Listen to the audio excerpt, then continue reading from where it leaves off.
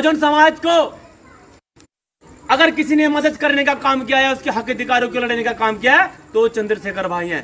बहन जी अपने मूवमेंट से भटक चुकी हैं। चंद मिश्रा कहेगा, बहन जी वो करेगी। जो मुनकाद अली कहेगा, बहन जी वो करेगी। अरे प्रण करते हैं आजादी की शाम नहीं होने देंगे, वीरों की समाधि को बदनाम नहीं होने देंगे। प्रण करते हैं आजादी की शाम नहीं होने देंगे, वीरों की समाधि को बदनाम नहीं होने देंगे। जब तक तन में लहू की एक बूंद भी है बाकी, जब तक तन में लहू की एक बूंद भी है बाकी, बाबा साहेब के आंचल को नीलाम नहीं होने देंगे। बाबा साहेब अगर आरएसएस को किसी ने टक्कर देने का काम करी है और आरएसएस अगर किसी से घबराई है तो अध्यक्ष जी वो भीम आर्मी से घबराई है। अखबार में भी चंद्रशेखर आजाद जी हैं, वो अपने संबोधन में कहते हैं कि दीना भाना वाल्मीकि अगर दीना भाना ना होते तो काशीराम न होते। वो अपने संबोधन में कहते हैं। तो साथियों ये चीज हमें समझनी पड़ेगी। तो दीना भाना वाल्मीकि वो शख्स थे जिन्होंने बहुजन मूवमेंट को और बाबा साहब की विचारधारा को मान्यवर काशीराम जी को बताने का काम किया। मान्यवर काशीराम जी को बताने का काम किया और मान्यवर काशीराम जी ने जब इस विचारधारा को समझा और जब इस उनकी पूरी हकीकत को पढ़ा तो काशीराम जी के अंदर एक चिंता, एक ज्वाला सी उत्पन्न हो गई और उन्होंने कहा कि भाई अब हम आपके हर कदमों से कदमे और कंधों से कंधे मिलाकर आपके साथ हैं। क्योंकि साथियों, क्योंकि जो 14 अप्रैल की छुट्टी है वो दीना भाना वाल्मीकि जी की देन है।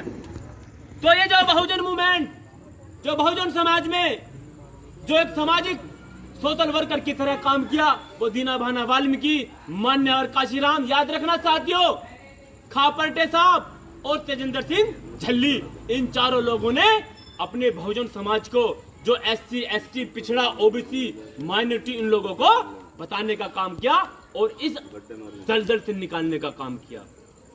आपने देखा होगा जब मान्यवर काशीराम इस देश इस प्रदेश के अंदर काम करते थे, क्योंकि आज तो हमारे बीच में नहीं है, तो उस समय हमारे समाज के लोग अध्यक्ष जी नीला झंडा लगाते हुए भी डरते थे।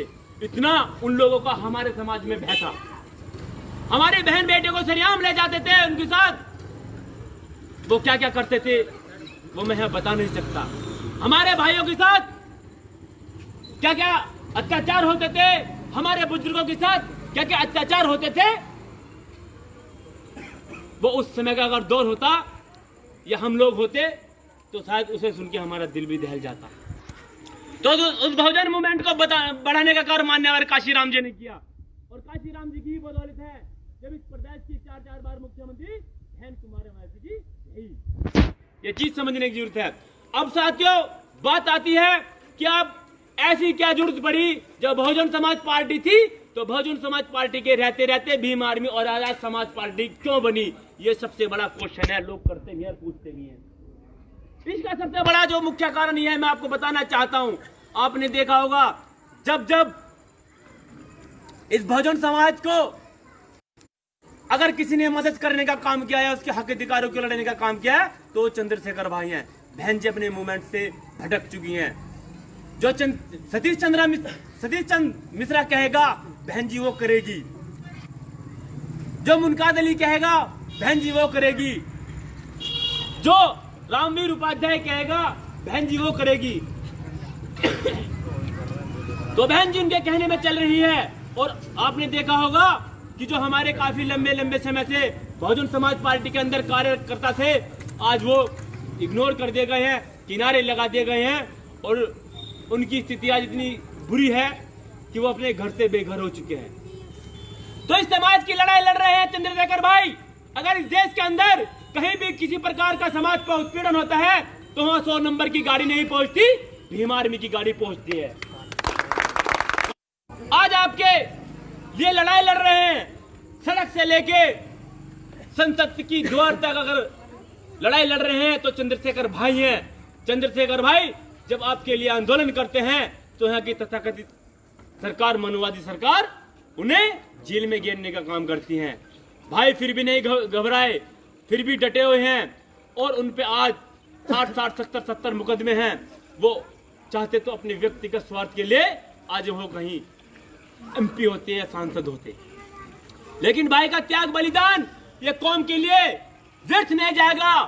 और इस प्रदेश की सरकार चाहे वो कितने जुल्म डाले भाई पर, इस देश के युवा, इस प्रदेश के युवा भाई चंद्रशेखर, भीम आर्मी और आजाद समाज पार्टी के कंधे से कंधे मिलाकर साथ हैं। और सुन लो तथाकथित मनुवादी सरकार, जिस तरह से हमारी सरकार आएगी इस प्रदेश, इस देश के अंदर जो बहुजनों पर अत्याचार हैं, उन अत्याचारों का चाहते हैं। क्योंकि साथियों, बाबा साहब की जो कुर्बानी है उसे हम बेकार नहीं जाने देंगे। और साथियों, मैं बताना चाहता हूं, प्रण करते हैं आजादी की शाम नहीं होने देंगे। अरे प्रण करते हैं आजादी की शाम नहीं होने देंगे, वीरों की समाधि को बदनाम नहीं होने देंगे। प्रण करते हैं आजादी की शाम नहीं होने देंगे, वीरों की समाधि को बदनाम नहीं होने देंगे। जब तक तन में लहू की एक बूंद भी है बाकी, जब तक तन में लहू की एक बूंद भी है बाकी, बाबा साहेब के आंचल को नीलाम नहीं होने देंगे। बाबा साहेब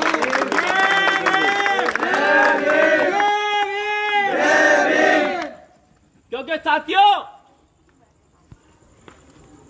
एक कहावत है, जिस ओर जवानी चलती है उस ओर जमाना चलता है। और भीम आर्मी के साथ युवाओं का इतना जबरदस्त सैलाब, मैं सैलाब कारवानी सैलाब कहूंगा, वो सैलाब खड़ा है चंद्रशेखर भाई के साथ। आपने देखो ये नौजवान जितने भी साथी हैं, आप जैसे साथी आज जो खड़े हुए हैं, वो भीम आर्मी आजाद समाज पार्टी के लिए खड़े हुए हैं। तो साथियों, हमें समझना पड़ेगा इस देश के अंदर हमारे हक अधिकारियों की लड़ाई कौन लड़ रहा है। और साथ ही एक चीज और कहना चाहूंगा अपने इन युवाओं के लिए कि जिंदगी के दौर में उसी का दौर चल गया। अरे जिंदगी के दौर में उसी का दौर चल गया, और जो भीड़ से रास्ता बनाकर निकल गया, जो भीड़ से रास्ता बनाकर निकल गया। घबराने की जरूरत नहीं है। कोई तुम पे कोई जुल्म करे तो भीम आर्मी के लोगों को बता देना। कोई तुम्हारे साथ कोई उत्पीड़न करे तो भीम आर्मी के लोगों को बता देना।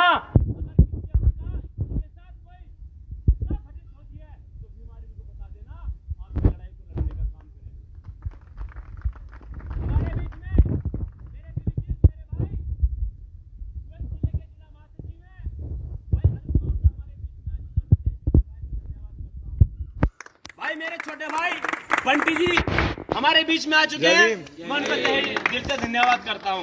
क्योंकि साथियों, बस मुझे तो अपने दिल के उद्गार बताने थे, क्योंकि दिल में बहुत बड़े जो दर्द छुपे हुए हैं। हम साथियों को बंटना नहीं है, हमें जाति के नाम पे बंटना नहीं है। यहाँ की सरकार हम जितने भी दलित लोग हैं उन्हें भी बांटने का काम करेगी। यहाँ जितने भी OBC के लोग हैं उन्हें भी जातिगत आधार पर बांटने का काम करेगी। जितने भी हमारे पिछड़े हैं उन्हें भी जातिगत आधार पर बांटने की बात करेगी। और आखिरकार वो तुम्हें हिंदू मुस्लिम पर लाकर खड़ा कर देगी। उनकी राजनीति मैं देख रहा हूँ अध्यक्ष जी, 2 दिन से एक ही रागा, हिंदू मुस्लिम, पाकिस्तान में ये हो गया, पाकिस्तान में ये हो गया। अरे भाई, हम रहने वाले तो भारत देश के, हमें पाकिस्तान से क्या लेना? क्यों अध्यक्ष जी? अरे हमें तो इस भारत देश में रहना है, इस भारत देश में खाना है। हमारी तो यहाँ के हक अधिकारियों की बात नहीं हो रही, तुम बात करते हो पाकिस्तान की। तो साथियों, समझना पड़ेगा। और आने वाले समय में मैं बताना चाहता हूँ आपको, 2022 में चंद्रशेखर भाई इस प्रदेश के CM बनने जा रहे हैं और कोई रोक नहीं सकता। अगर इन युवाओं का सैलाब खड़ा होया तो आपकी सरकार होगी, आपका राज होगा और आपका प्रशासन होगा। क्योंकि जिसका शासन होता है प्रशासन भी उसका होता है। अगर आज प्रशासन के लोग जो हम पर अत्याचार कर रहे हैं तो शासन के सहारे पर कर रहे हैं। तो बटना नहीं है हमें बस, और आंख बंद करके हमें यही कहना है कि एक ही पार्टी है, भीम आर्मी और Azad Samaj party. Bhim army RSS की तरह काम कर रही है। अगर RSS को किसी ने टक्कर देने का काम करी है और RSS अगर किसी से घबराई है तो अध्यक्ष जी वो भीम आर्मी से घबराई है। अखबार में भी दे रखा है। तो साथियों, बस मेरे तो मन के यही उद्गार थे कि आपको बताऊं, मैं कोई वक्ता नहीं, मैं कोई नेता नहीं, मैं तो एक आपका बड़ा छोटा जो भी भाई हूं। और जिला अध्यक्ष के साथ, अपने साथियों के साथ, जो भी मेरे यहाँ बैठे हैं, इनके साथ कदम से कदम मिलाने का प्रयास कर रहा हूं कि इस कार्य में मेरा भी जो समय है वो इस कार्य में लगे। अपनी बात कहने से पहले एक चीज और कहूंगा साथियों, मंजिल मिल ही जाएगी भटकते ही सही। मंजिल मिल ही जाएगी भटकते ही सही, गुमराह वो होते हैं जो घर से निकलते नहीं, गुमराह वो होते हैं जो घर से निकलते नहीं। और साथियों, जिस प्रकार से इस मेरठ के अंदर मेरी युवा टीम कर रही है काम बड़े ही मजबूत तरीके से, भाई इनके लिए भी 2 शब्द जरूर कहना चाहूंगा। और जिला अध्यक्ष जो सारी टीम है, सुबह लिखता हूं मैं शाम लिखता हूं, सुबह लिखता हूं मैं शाम लिखता हूं, अरे मंजिल लिखता हूं मैं मुकाम लिखता हूं, सुबह लिखता हूं मैं शाम लिखता हूं, मंजिल लिखता हूं मैं मुकाम लिखता हूं, मेरी कलम भी हो जाती है दीवानी, अरे मेरी कलम भी हो जाती है दीवानी, जब मैं बड़े भाई विकास हरित जी का नाम लिखता हूं, विकास हरित जी का नाम लिखता हूं, अरुण पवार जी का नाम लिखता हूं, सागर भाई का नाम लिखता हूं।